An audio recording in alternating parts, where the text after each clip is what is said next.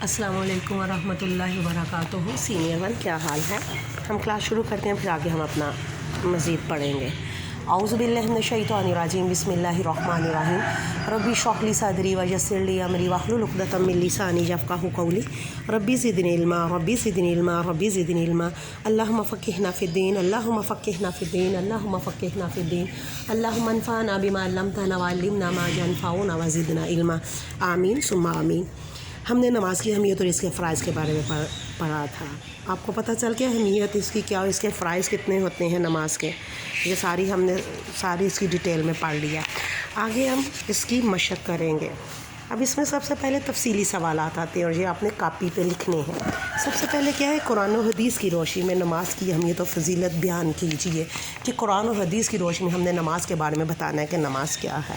تو نماز آپ کو پتہ ہے اسلام کا دوسرا ایک اہم رکن ہے۔ نماز ایک ایسی عبادت ہے جو ہر بالغ اور عاقل مسلمان پر فرض ہوتی ہے، اور قرآن مجید میں اس کے بارے میں 700 مرتبہ اس کے بارے میں بتایا گیا ہے کہ کیا نماز قائم کرو۔ اللہ تعالیٰ نے اتنی دفعہ اس کا حکم دیا ہے، اور اس کی آپ کو اہمیت کا بھی پتہ چل جائے گا کہ جس کو بار بار 700 دفعہ جس بات کی پابندی کے لیے کہا گیا، اس کی اللہ تعالیٰ کی نظر میں کیا اہمیت ہے۔ پھر اور قرآن میں پھر اللہ تعالیٰ کہا ہے وَأَقِیمُوا الصَّلَاةَ وَلَا تَکُونُوا مِنَ الْمُشْرِکِینَ، اور نماز قائم کرو، مشرکوں میں سے نہ ہو جاؤ۔ اگر آپ نماز قائم نہیں کرتے تو فار ایگزامپل آپ نماز نہیں پڑھتے تو دین سے خارج ہیں۔ پھر اللہ تعالیٰ نے خود سے اس چیز کا بیان لگا دیا کہ نماز قائم کرو، نماز قائم کریں گے تو ہم مشرکوں میں سے نہیں ہیں، اگر اسے چھوڑتے ہیں تو پھر ہمارا اپنا خود سے سمجھنے کیا ہے۔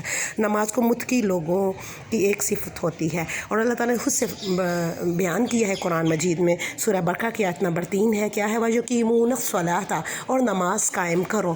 اور نماز کے بغیر ہمارا دین مکمل نہیں ہوتا۔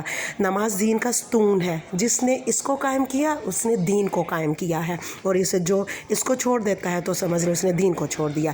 نبی کریم صلی اللہ علیہ وسلم نے فرمایا ہے کہ ایمان اور کفر میں فرق کرنے والی چیز نماز ہی ہے، اسی سے پہچانا جاتا ہے کوئی انسان کہ وہ مسلمان ہے یا کیا ہے۔ نماز جو ہے 5 وقت کے مطابق ادا کرنی چاہیے، اس سے اللہ تعالیٰ کا قربت حاصل ہوتی ہے۔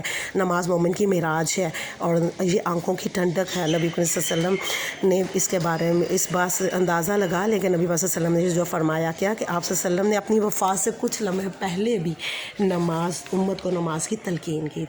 یہ سوال آپ نے پورا کاپی پہ لکھ لینا ہے۔ فرائض نماز کو تفصیل سے بیان کریں تو فرائض نماز کون کون سی ہیں میں نے آپ کو بتا دی ہوئے۔ تکبیر تحریمہ، اور تکبیر تحریمہ کیا ہوتی ہے کہ جب ہم نماز شروع کرتے ہیں اس سے پہلے جب دونوں ہاتھ اٹھا کے ہم نے اللہ اکبر کہنا ہوتا ہے، اسے تکبیر تحریمہ کہتے ہیں۔ قیام قرات کیا ہوتے ہیں؟ تکبیر تحریمہ کے بعد ہم نے ثنا، اور اس میں پھر توس تسمیہ پڑھنے کے بعد سورۃ فاتحہ، اور یہ کوئی بھی قرآنی آیت جب پڑھتے ہیں اسے قیام کہتے ہیں، کھڑے ہونے کو اس میں جو پڑھا جاتا ہے اسے قرات کہتے ہیں۔ رکوع جب دونوں ہاتھ گھٹوں پر کھڑے رکھ کے تو ہم نے اس میں جو رکوع کی تسبیح پڑھنی ہوتی ہے، اور سجدہ اور قعدہ، یہ سارے تفصیل سے آپ نے اپنی کاپی پہ لکھ لینے ہیں۔ نماز کے کوئی سے 5 فائدے، اور کوئی سے 5 فائدے آپ کو میں نے کل سارے بتا دیے تھے، آپ اس میں سے لکھ لیں گے۔ مختصر جوابات کیا ہیں؟ نماز کا مفہوم بیان کریں تو نماز کا مفہوم کیا ہے کہ نماز عربی زبان کا لفظ ہوتا ہے، جسے عربی میں سے صلاۃ، نماز کو عربی میں صلاۃ کہتے ہیں، اور صلاۃ کا مطلب کیا ہوتا ہے؟ دعا و رحمت ہوتی ہے۔ اور نماز سے مراد وہ عبادت ہے جو ایک مسلمان دن اور رات میں 5 مرتبہ اس نے ادا کرنی ہوتی ہے اللہ تعالیٰ کو خوش کرنے کے لیے۔ اور آگے کیا ہے؟ نماز کس پر فرض ہے؟ نماز ہر بالغ اور عاقل مسلمان پر فرض ہے، مرد اور عورت، عاقل اور بالغ جو ہوتے ہیں۔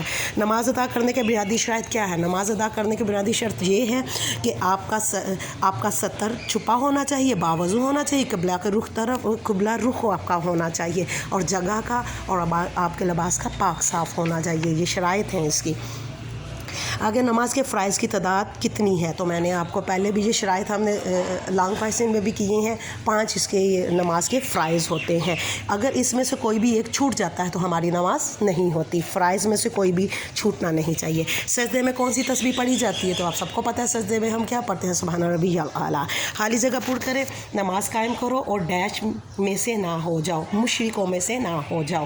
بے شک ایمان اور کفر کے درمیان فرق کرنے والی چیز کیا ہے؟ آپ کو پتہ چل گیا، پیچھے بھی ایک دفعہ اسے غور سے پڑھ لیں. ایکسرسائز ہم اس سے کر سکتے ہیں, لیکن اگر آپ اس طرح کریں تو فرق کرنے والی چیز نماز ہے. ڈیش میں سبحان ربی العظیم پڑھی جاتی ہے. کیا رکوع میں ہم سبحان ربی العظیم کی تسبیح پڑھتے ہیں. نماز ادا کرنے سے ڈیش میسر ہوتا ہے. کیا دل کا سکون, سکون قلب میسر ہوتا ہے. جس نے نماز کو قائم کیا گویا اس نے ڈیش کو قائم کیا, دین کو قائم کیا. صلاۃ کے معنی کیا ہے؟ صلاۃ کے معنی ہے رحمت ہے. نبی کریم صلی اللہ علیہ وسلم نے دین کا ستون قرار کیا ہے کس کو؟ نماز کو. رکوع کا معنی ہے جھکنا. نبی کریم صلی اللہ علیہ وسلم اپنی آنکھوں کی ٹھنڈک کیا ہے؟ نماز کو. دوسری اور آخری رکعت میں دوسرے سجدے کے بعد بیٹھنے کو قعدہ کہتے ہیں. نبی کریم صلی اللہ علیہ وسلم نے نماز کو قرار دیا ہے مومن کی معراج. ایک دن میں ایک مسلمان پر دن رات میں کتنی نمازیں فرض ہیں؟ 5. نماز اسلام کا رکن ہے دوسرا. نماز کی ہر رکعت میں سجدے کیے جاتے ہیں کتنے؟ 2. اور اس کے بعد یہ آگے آپ کا مزید کام کرنے والا ہے, سرگرمی ہے, اسے پڑھ کے پھر ہم کریں گے انشاءاللہ. اللہ حافظ. فی امان اللہ. اپنا خیال رکھیے گا.